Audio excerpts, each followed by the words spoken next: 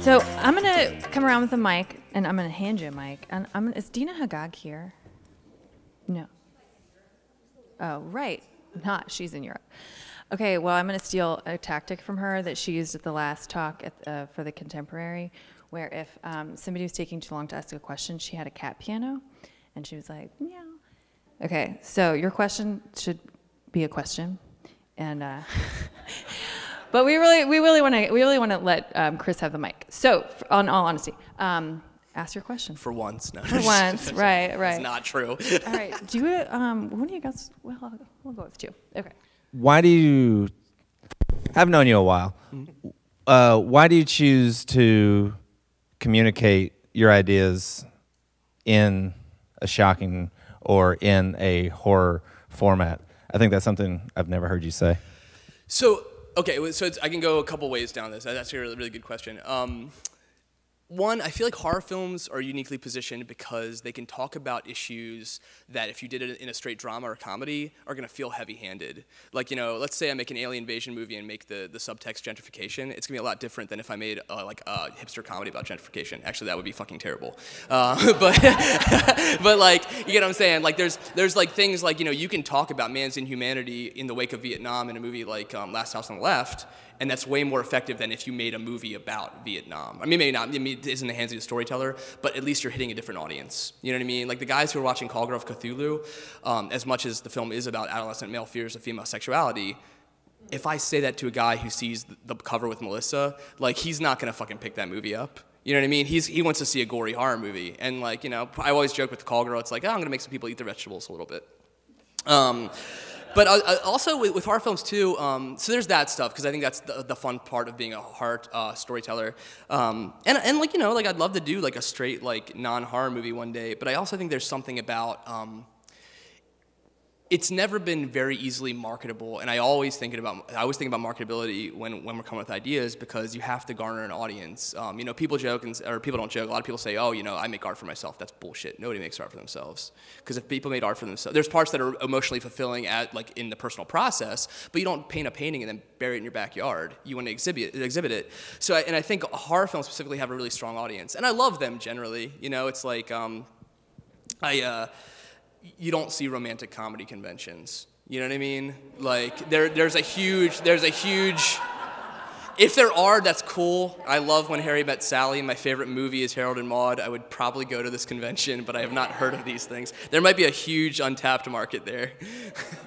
But that, you know, that's, I don't know. That's sort of a general answer? Yeah, cool. Hi, Chris. Thanks for the talk. I enjoyed it thoroughly. And my question is on what you have mentioned about the demographics, that you have to understand your audience first. Mm-hmm. So my question is, you know, now horror films audiences, in your opinion, what kind of age bracket or gender difference that you see to apply your philosophy? Thanks. Sure. So I'll talk specifically about demographics, and I'll pivot back to the idea of knowing your audience, because I feel like I was speaking in a larger capacity. But demographics, so obviously the vast majority, as it's currently perceived, is dudes probably anywhere from like 13 to like, I guess, like 30s. I feel like as these children refuse to grow up, the horror genre probably gets bigger into the 50s, which is great, which is awesome. That's fantastic. I'm sure I'll be there. But I also think what's happening too is because you're getting a more diverse crop of storytellers, more female directors, that audience is changing. I mean, like, I feel like it's funny, I talk about this with my wife a lot, about like, you know, she watched horror movies at sleepovers when she was kids, probably just as much as us dudes did, but like they weren't being made for women. They were being made for, you know, guys that wanted to see a boob when they were 13, you know? That's not why they were just made for. I'm being a little hyperbolic, I apologize. I live hyperbolically. But I think that's going to change, and at conventions, the screenings we've seen, it's a little bit more male focused, but I feel like it's getting wider, and I hope it continues to get wider. I think one of the things that's really exciting about the time we live in, where everyone can tell a story. I've heard people say like things like, "Yeah, it's great, everyone can tell a story," like, you know, like that's terrible, and I think that's not terrible. I think that's amazing, and I think we should really embrace that, because the cream will rise to the top, and we'll get really good stories. I mean, all our budgets will be lower because there's no money, but that's fine. That's awesome to me. I don't do this for the money. So Going back though to the idea of audience, when I was saying know your audience, it's also understanding like past is prologue, like what films have been hits and what films have been misses, and what has the audience reacted to. There's some, you know, like I think about a film I made a couple years ago called WNF Halloween Special, where like there was a huge resurgence in VHS. Just adoration for VHS and just sort of that nostalgia, and I was thinking about that as we approached that story. At the same time, the audience landscape was found footage movies. So I had these two ideas where it's like, I fucking hated found footage movies, and I thought they were boring, and I wrote a list of everything I hated about found footage movies. And then I had this intense passion, enthusiasm for something I grew up with, like, you know, video stores, VHS culture, and I was, how could I marry the two, and then basically flip the conversation on all these things I hated about found footage movies. And that's a whole nother lecture. I could probably talk about that for like another 20 minutes. But like understanding the environment in which I was creating in, the audience expectation of the content they were already consuming, that affected how I proposed the next story I was going to tell. Does that make sense? Okay, cool. So earlier you were saying that you kind of like to use your films to kind of make people eat their vegetables sometimes.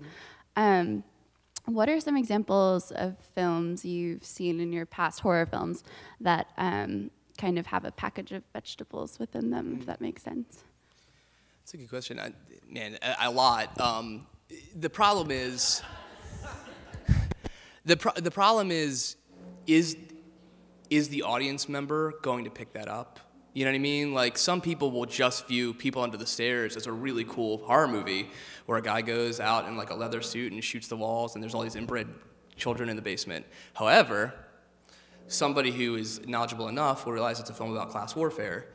Because, you know, the kid from the inner city that breaks into this house, this old rich white couple that essentially is keeping all the wealth in this city in their basement, along with the children they don't want anyone to know about. That is a sociopolitical statement. I think Wes Craven was actually really smart about that stuff in a lot of his films. There's whole books on the idea of like feminism in regard to slasher films. There's a great book by Carol Clover called Men, Women, and Chainsaws that's specifically about that topic, specifically about the idea of final girls, which is a real shame too, because that movie Final Girls that just came out, I haven't seen it yet, but it's like that could have been a really strong statement about feminism in horror movies, and instead it was sort of like, it seems to be just being like a horror comedy that's just sort of like, I get put into a movie, like, I don't know, maybe I'm wrong. Trying to think of other topics like that. You know, you could let's see, trying to think of something recent. I feel like that what I said generally is a good starting off point. I can think about that though and circle back around. Probably after lecture I'll have like 4 more things in my head that'll probably be good examples.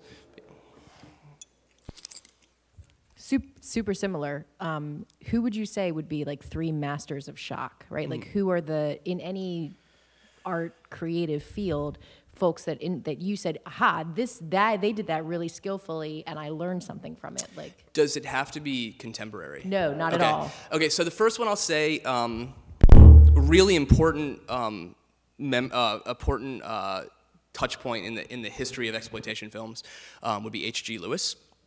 H.G. Lewis, he started out making nudie cutie movies in the 50s and 60s.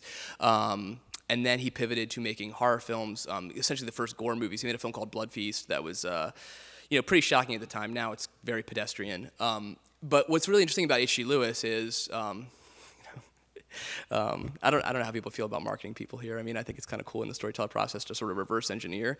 Some people think marketing is like, it's terrible and inhuman. But you can make that decision yourselves. And so H.G. Lewis actually, after he made the Nudie Cutie movies and then Blood Feast and made a ton of gore movies, he stopped making movies and just started marketing. Like he runs a marketing firm in Florida now. And he was doing those things early on because he saw a need in the audience for this type of content. But I don't know if he was a skilled storyteller, but I thought his ideas were really good. The fact was he was a really smart businessman, and that's why he's in marketing now, and not art. But he made a lot of money because he saw a need that wasn't being fulfilled in the American psyche. Other two, let's see. Roger Corman. Roger Corman did a really interesting thing too, because all his films he made were about. You have like a certain level of sex or violence or any type of action, but then he always parried his early films, at least, not so much in the last 15, 20 years, but I don't really think he's running that company anymore. His early films from the 60s, even into the mid 80s, had sociopolitical issues in them, which I thought were really cool. And like, I mean, how he got eyes on his product is essentially how to create shock, right? I generally don't. I want to stay away from like sure something like Faces of Death or the shockumentaries like Too Hot for TV, things like that. Those are shocking, but I don't feel like those are like masterful storytelling, and I don't really in my head that's shock for shock's sake. Although the first Faces of Death movie actually has some unique the way they weave the story is very interesting. And the way they pair fake footage and real footage. If people aren't aware of Faces of Death came out in 1980, I believe. It was one of the first big home video hits, and some of the stuff is like real autopsy footage. And nobody had access to this before VCRs, right? So like everyone was like, oh my God, guys would like throw parties and like watch these fucked up tapes. So I guess there's an audience there. I mean, but now it's like on the internet you can watch anything you want to watch all the time. So it's like, what is the purpose? Without context, it's like this is garbage. Third one, that's gonna be tough because now I feel like I've got to like eliminate people off my list.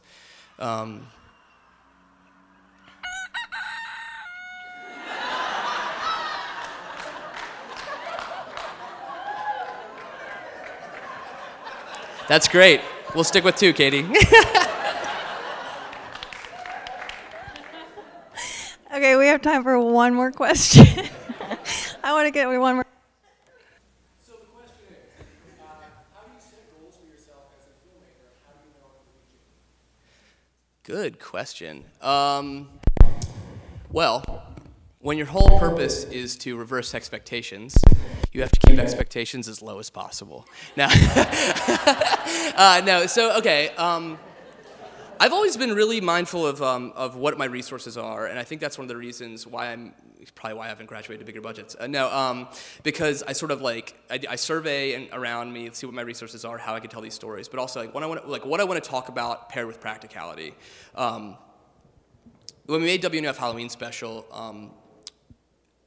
I wanted to make that movie because it was simple. I could do it on nights and weekends. It was no problem, and I thought nobody was crazy enough to make that movie, and I know it wasn't going to get made if we didn't make it. Like, no one was going to do this movie that's essentially shot on standard definition video cameras with commercial breaks every 3 minutes as if it was taped off TV in 1987. Like, the irony there is, I made, and like I said that earlier, nobody makes art for themselves, and I believe that nobody makes art for themselves. But that was way more personal to me. However, the intense passion behind that, it found an audience way bigger than I'd ever imagined. That got me interviewed by the New York Times. It got me on NPR National Halloween 2014? Yeah. And it was because that is when that surpassed expectation. Because like every couple days, especially during October, I'll get a message or a tweet from somebody be like, I just found this movie. I'm gonna watch this every Halloween for the rest of my life. And as a horror filmmaker, that is the most I don't want to get hit by a bus when I leave here, but if I died today, I could say artistically, I feel like I've been fulfilled because of that. Call Girl, I think, was reviews that call out what I think I was looking for, say that this is actually like a really touching story, sort of like packaged with lots of sex and violence, and I think that's okay to say. Like I say that, sort of like tongue firmly in cheek, but it is like actually what I was going for.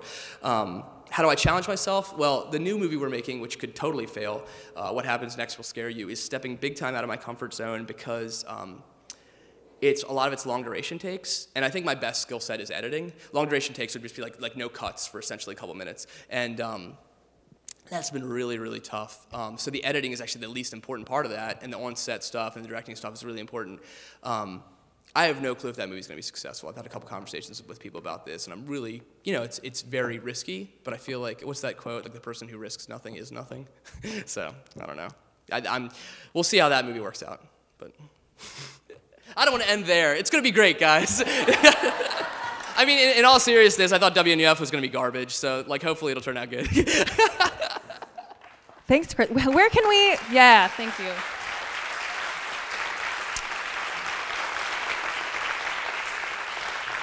What's the best place to follow along to keep up to date with what you're doing? Sure. Oh my gosh, this is a perfect time to plug something. A couple things. So next Thursday, my wife Melissa and I are hosting a screening of The Monster Squad at Creative Alliance. We're having a old school style Halloween party. We're having a costume contest where you're supposed to recreate your most memorable or terrible costume from your youth.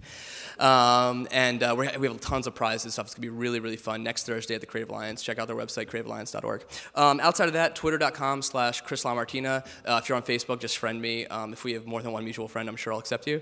And even if we don't, just send me an email or send me a message, and I'll check that other tab and make sure. Besides that, another thing plugging, WNUF, we actually made a prequel that came out. Actually, it came out on download on iTunes 2 days ago, and then it came out on, it's coming out in stores this week. It's a spoken word scary story record, which has been on my bucket list for a while. Like, I love spoken word albums, so it's really weird. And then if you want copies of our films, Call Girl is streaming on iTunes and Amazon. It's also available for purchase on a site called alternativecinema.com. I have copies in my trunk if anyone actually wants to buy any. Copies are $20. I don't think I have my square on me. I think that's everything, Katie. I'm sorry. No, that's great. And Thank can you. we just get another round of applause for Katie, because she's been awesome to work with, and I'm sad that this is her last meeting.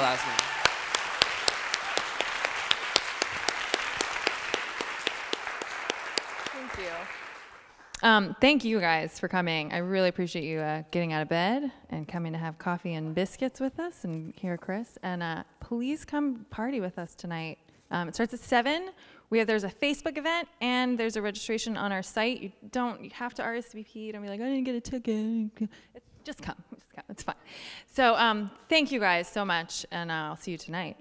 Bye.